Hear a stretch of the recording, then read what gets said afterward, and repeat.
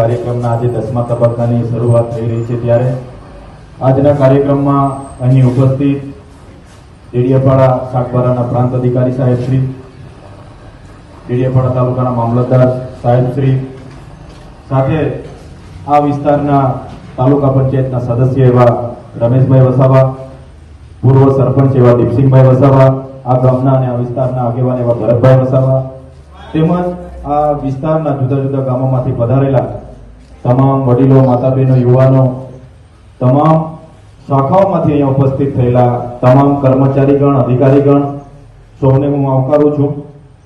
આજના આ કાર્યક્રમમાં આ વિસ્તારની 6 જેટલી ગ્રામ પંચાયતોના ગામોને આવરી લેવામાં આવ્યા છે. આ 10મા તબક્કામાં 3 વખત સેવા સેતુના કાર્યક્રમો છે. આવતા મહિનામાં પણ 3 કાર્યક્રમો છે. એમાં અમારી નવા ગામના આજુબાજુની પંચાયતો આવે છે. ત્યારે જે રીતના આગળ આપણા નાયબ મામલતદાર શ્રી અને મામલતદાર શ્રી સાહેબે કીધું કે ડગલે ને પગલે જ્યારે પણ નાની મોટી યોજનાઓનો લાભ આપણે જ્યારે લેવાનો હોય છે, બાળકોની શિષ્યવૃત્તિની વાત હોય, ખેડૂત સહાયની વાત હોય, પશુપાલન સહાયની વાત હોય, કોઈ પણ પ્રકારનો ખેતીવાડીનો લાભ લેવાનો હશે, બાગાયતનો લેવાનો હશે, પશુપાલનનો લેવાનો હશે કે રેવન્યુ વિભાગનો લેવાનો હશે, તો અનેકવિધ ડોક્યુમેન્ટની જરૂર પડતી હોય છે. એટલા જ માટે હાલના તબક્કે પૂરજોશમાં આધાર કાર્ડ અપડેટની કામગીરી ચાલી રહી છે, રેશન કાર્ડ અપડેટની કામગીરી ચાલી રહી છે, વિભાજનની કામગીરી ચાલી રહી છે, કેવાયસીની કામગીરી ચાલી રહી છે. ત્યારે મિત્રો આજના તબક્કે ટૂંકમાં આપણે કહીએ તો આપણે દાતરડીથી લઈને ટ્રેક્ટર સુધીની યોજનાઓ છે. સરકાર શ્રી અનેક આવા કાર્યક્રમો થકી વધુ ને વધુ લાભાર્થીઓ લાભ લે એવા પ્રયાસો કરે છે. ત્યારે આપણી બધાની પણ નૈતિક જવાબદારી છે કે જે હોદ્દા પર આપણે છે, કર્મચારીઓ હોય કે પદાધિકારીઓ હોય, વધુ ને વધુ લોકો સુધી આપણે કઈ રીતના પહોંચીએ, છેવાડાના માનવી સુધી, છેવાડાના ઘર સુધી લાભ કઈ રીતના પહોંચે, એ બધા આપણે પ્રયાસ કરવાના છે.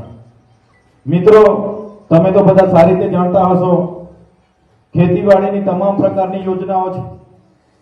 તમે વાહતુક માટેનો ટેમ્પો જોઈએ એ પણ સબસિડીમાં મળે છે. તમને ખેડૂતને મોબાઈલ ફોન જોઈએ, સ્માર્ટફોનની પણ યોજના છે, મલ્ચિંગની યોજના છે, ડ્રીપની યોજના છે, બોર મોટરની યોજના છે, જમીન લેવલિંગ કરવા માટેની એ 7/12ની જમીન હોય તો એના માટેની પણ યોજના છે. તમારે સનતની જમીન છે તો કંટુર બંડિંગ, ટેરેસ બંડિંગ જેવી યોજના છે. 7/12માં સનતમાં તમે ખેતીવાડીમાં બોરવેલમાં તમે સિંચાઈની સુવિધા માંગો તો સોલારની યોજના છે. અનેક પ્રકારની યોજનાઓ છે. પશુપાલનની વાત કરો, દૂધાળા પશુની યોજનાઓ છે, બકરા પાલનની યોજનાઓ છે, મરઘા પાલનની યોજનાઓ છે. એવી જ રીતના તમે જોઈ લો, બાગાયતની વાત કરીએ, બાગાયતી પાકોની અનેક યોજનાઓ છે, મલ્ચિંગની યોજના, ડ્રીપની યોજના. એવી જ રીતે વૃદ્ધ પેન્શન, વિધવા પેન્શન, એવી જ રીતે ગર્ભાવસ્થા માતાઓ માટે, સગર્ભા માતાઓ માટે જનની સુરક્ષા યોજના જેવી અનેક યોજનાઓ આપણે ત્યાં કાર્યવંત છે. ત્યારે તમામ પ્રકારની યોજનાઓનો લાભ આપણા વિસ્તારોમાં વધુ ને વધુ લોકો સુધી પહોંચે એવા આપણે પ્રયાસો કરવાના છે.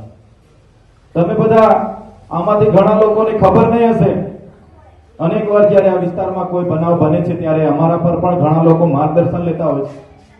જ્યારે આવા ચોમાસામાં કોઈ ખેડૂત વીજળીથી મરણ પામે છે, કોઈ નદીમાં તણાઈ જાય છે, કોઈને સપ ડંખ મારે છે, કોઈ ખેતરમાં કામ કરતા ઝાડ પડીને મરી જાય છે, એના માટે પણ ખેતીવાડીમાં ખેડૂત અકસ્માત વીમા યોજના છે. એના માટે ખેડૂતે ક્યારે વીમા માટે પ્રીમિયમ હપ્તા ભરવાના રહેતા નથી, પણ ખેડૂતનું 7/12માં નામ છે. એટલા માટે સરકારની યોજના છે કે એને જ્યારે આકસ્મિક મૃત્યુ થાય, સાપ ડંખ મારી જાય, ખેતરમાં ઝાડ પડી જાય, વીજળી પડી જાય, ખેતરેથી આવતા તણાઈ જાય, તો સરકાર ખેતીવાડી વિભાગ એમને 2 લાખની સહાય આપે છે. ડિઝાસ્ટર મેનેજમેન્ટમાં જ્યારે વિસ્તારમાં પુષ્કળ વરસાદ હોય અને વરસાદને આધારે કદાચ એનું ઉપરવાસના વરસાદને કારણે કદાચ તણાઈ જતા હોય તો 4 લાખ રૂપિયાની સહાય આપે છે. ત્યારે આવી પશુપાલન વિભાગની પણ ગાય તણાઈ જાય, બળદ તણાઈ જાય, ભેંસ તણાઈ જાય, એમની પણ યોજનાઓ છે. ત્યારે કોઈ વ્યક્તિ અજાણતામાં ન રહે એના માટે સરકાર પ્રયાસો કરતી હોય છે, ત્યારે આપણે પણ બધા અમારા જેવા પદાધિકારીઓ કે અધિકારીઓ કે કર્મચારીઓ આપણી બધાની નૈતિક ફરજ છે, જે પણ ટેબલ પર આપણે બેસીએ છીએ ત્યાં આપણા થકી સારામાં સારી સેવા થાય એવા આપણે બધાએ પ્રયાસો કરવાના છે. આ વિસ્તારમાં કદાચ બધાને અમુક યોજનાઓની ખબર નથી રહેતી, માર્ગદર્શન લેવા માટે પણ આપણી ઓફિસે આવતા હોય છે. એટલે આ વિસ્તાર એવો છે, આપણે બધા જેટલી કામ કરીશું એનું પુણ્ય આપણને મળશે. આ વિસ્તારની સેવાકીય પ્રવૃત્તિ આવનારા દિવસોમાં આપણા માટે પણ ભાગ્યશાળી છે આપણે કે આ વિસ્તારમાં આપણને સેવા કરવાની તક મળી છે. ત્યારે આજના પ્રસંગે વધારે વિશેષ નથી કહેતા, પણ તમામ પ્રકારની સુવિધાઓથી સજ્જ અધિકારીઓ આપણા ગામડે આવ્યા છે.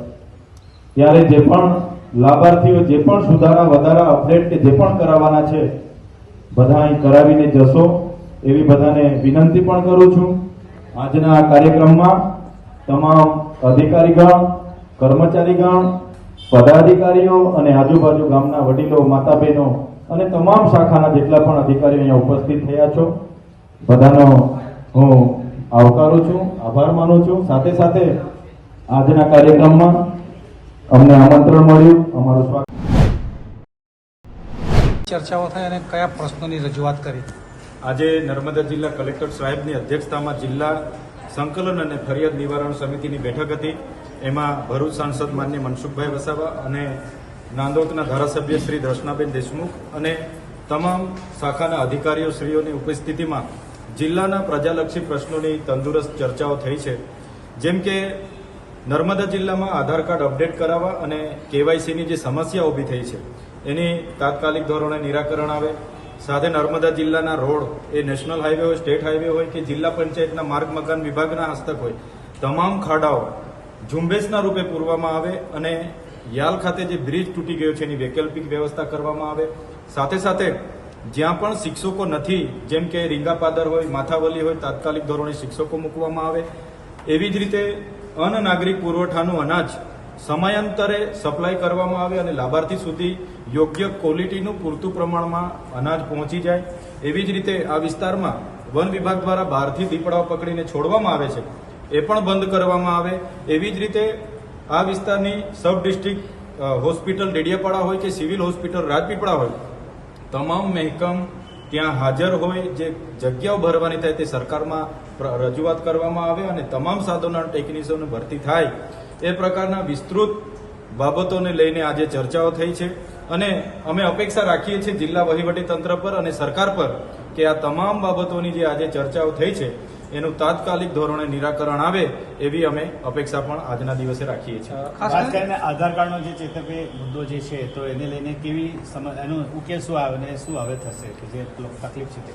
આપ સૌ જાણો છો 30/8ના રોજ કલેક્ટર સાહેબને અમે રૂબરૂ મળીને એ બાબતની લેખિત રજૂઆત પણ કરી હતી. છતાંય 20 દિવસમાં કાર્યવાહી કોઈ ટેકનિકલ કારણસર નહીં થઈ હશે તો એમણે આજે તાત્કાલિક ધોરણે ત્યાં આધાર સેવા કેન્દ્ર ચાલુ કર્યા છે. એમણે કીધું 7 થી 8 કેન્દ્ર આજની તારીખે ચાલુ કરી દેવામાં આવ્યા છે, જે અમારા માટે સારી બાબત છે. અને જે પણ લોકોને આ બાબતની તકલીફો પડે છે એમને ટૂંક સમયમાં પ્રેસ મીડિયા દ્વારા જાહેરાત કરવામાં આવે કે કઈ કઈ જગ્યાએ કેન્દ્ર ચાલુ છે, જેથી કરીને લોકો ત્યાં પહોંચે અને પોતાના આધાર અપડેટ કરાવી શકે. દારૂબંધી બાબતે કઈ રજૂઆત થઈ?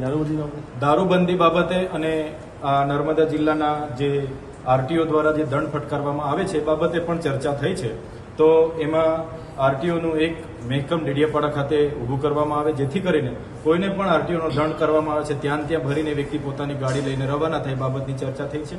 દારૂબંધી બાબતે દર્શનાબેન દેશમુખની રજૂઆત હતી, તો ધારાસભ્યશ્રીની રજૂઆતને ધ્યાને લઈને એસપી સાહેબે એમને જે પણ હમણાં જે સ્ટ્રાઇકો કરી છે એ બાબતની માહિતી એમને પૂરી પાડવાની એમણે કીધું છે અને આવનાર દિવસોમાં દારૂબંધી અટકાવવા માટે નર્મદા પોલીસ આગળની કાર્યવાહી કરશે એ બાબતની પણ એમને બાંહેધરી આપી છે. સદસ્યતા અભિયાનની તમે જે રજૂઆત કરી એવી ચર્ચા થઈ કે આજે સદસ્યતા અભિયાનને લઈને જે ડેડિયાપાડામાં મનરેગાના કર્મચારીઓને જે ટીડીઓ દ્વારા સૂચનાઓ આપવામાં આવી હતી ત્યારે એની લઈને પણ આજે ચર્ચાઓ થઈ છે. ત્યારે એમાં તપાસ ચાલુ છે અને ટૂંક જ સમયમાં એ બાબતનો રિપોર્ટ અમને સુપ્રત કરવાની કલેક્ટર સાહેબે અમને અને ડીડીઓ સાહેબે અમને બાંહેધરી આપી છે.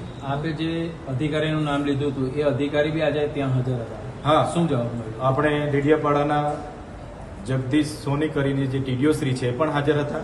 એમણે પોતે એવું કીધું છે કે ઉપરથી કોઈ સૂચના મળી નહોતી, છતાંય જે કર્મચારીઓ જે ઝુંબેશના રૂપે હજારોની સંખ્યામાં સભ્ય નોંધણી કરી છે, તો એમણે કીધું સરકારશ્રીની ગાઈડલાઈન જોઈશું અને કર્મચારીઓ જો આમાં દોષી ઠેરાશે તો એમના પર કડક કાર્યવાહી કરવામાં આવશે. ઓકે. જી ધન્યવાદ.